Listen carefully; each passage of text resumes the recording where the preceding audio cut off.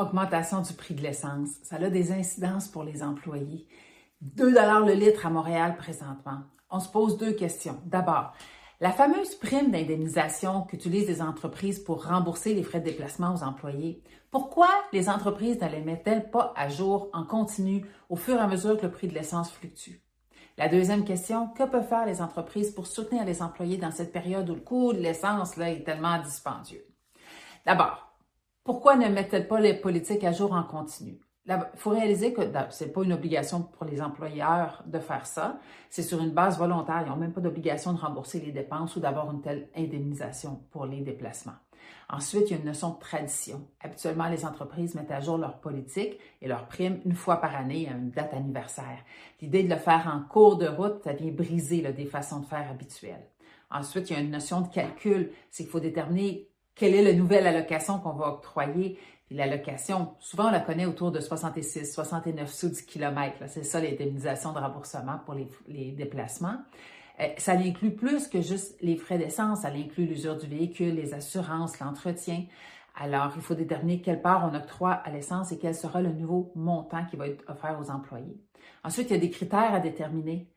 La prochaine mise à jour, on va la faire quand? À la date anniversaire? On va la faire si le prix atteint un certain niveau?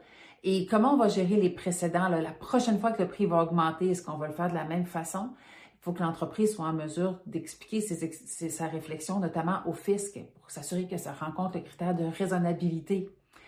Ensuite, il faut gérer les réactions. S'il s'avérait que la prochaine fois, la prime, elle était réduite parce que le prix de l'essence avait descendu, est-ce qu'il y a des choses à considérer? Est-ce que les employés vont bien réagir? Il faut documenter toute cette réflexion également.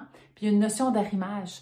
C'est-à-dire, des fois, il y a des contrats avec des clients qui ont été négociés il y a quelques mois, donc l'ancienne prime s'appliquait, mais maintenant, on veut payer aux employés la prime du prix plus élevé de l'essence. Donc, qu'est-ce qu'on va faire puis comment on va pallier cet écart de revenus-là? Il reste aussi qu'il y a des enjeux fiscaux. Il faut s'assurer que la prime demeure raisonnable, autrement, elle pourrait devenir imposable, et puis là, ça va faire toute une autre cascade d'événements pour l'organisation. Maintenant, que peuvent faire les entreprises pour soutenir les employés pendant cette période? Il y a plusieurs choses. Les plus faciles, vous y avez déjà pensé, plus de flexibilité, plus de télétravail, une prime plus généreuse pour compenser les dépenses. C'est facile. Mais il y a également l'idée d'allonger les journées de travail en présentiel. Donc, moins de journées en présentiel, mais des journées plus longues, bien qu'il faut faire attention aux accidents de travail. Il y a aussi l'idée de revoir les horaires, comme par exemple accepter que les gens arrivent 10-15 minutes plus tard en leur permettant de conduire moins rapidement sur les autoroutes pour diminuer la consommation de carburant. Ensuite, il y a tous les moyens de transport alternatifs dont les entreprises peuvent faire la promotion. Les vélos, s'assurer d'avoir des douches, des endroits pour les entreposer, des pièces de réparation. L'idée des transports en commun aussi, partager de l'information. Il faut se mettre dans la peau d'un employé qui n'utilise pas les transports en commun jusqu'à présent. Alors, il y a besoin des horaires, des habitudes, peut-être partager de l'info entre employés également. Il y a toute la notion de faciliter le covoiturage qui est précieux. Il faut repenser aussi les déplacements en avion parce que, à nouveau, là, ça crée de la demande pour le carburant. Ensuite, il y a les rencontres d'équipe. Il y a des entreprises qui ont des traditions d'avoir des rencontres d'équipe où les gens se déplacent parfois à travers le Québec au complet. Des rencontres de vente, des fois c'est des planifications stratégiques, des colloques, ce genre de trucs. Il y a beaucoup de déplacements, beaucoup de coûts.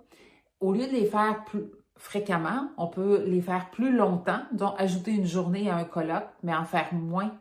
Donc, ça va réduire les frais de déplacement pour l'équipe également. Puis les entreprises ont un devoir à tout de suite commencer à se préparer parce que là, on va s'entendre, lorsqu'arrivera la période des augmentations salariales, les employés vont avoir des attentes. Alors, il faut commencer à budgéter ça dès maintenant.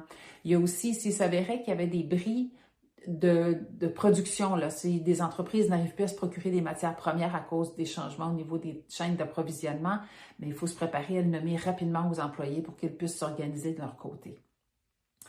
À travers le monde, les entreprises et les gouvernements ont trouvé différentes stratégies. En Asie, les travailleurs de l'État sont contraints à travailler exclusivement en télétravail pour réduire la demande en essence et en carburant. Et le Forum international sur l'énergie recommande aux entreprises et à certains pays de réduire les vitesses sur les autoroutes, de réduire de 10 km/h la vitesse maximale pour à nouveau réduire la consommation de carburant et la demande et ultimement avoir un effet sur le prix. C'est plein d'idées. Si vous appréciez nos idées, joignez-nous sur notre chaîne YouTube, ça nous fait plaisir. Et également, nous sommes des spécialistes de la formation, du leadership, de la gestion, communication, collaboration. Si vous souhaitez parfaire vos compétences, joignez-nous dans nos formations. Ça va nous faire très plaisir de vous accueillir dans nos groupes. Réseau Annie RH, bonne journée!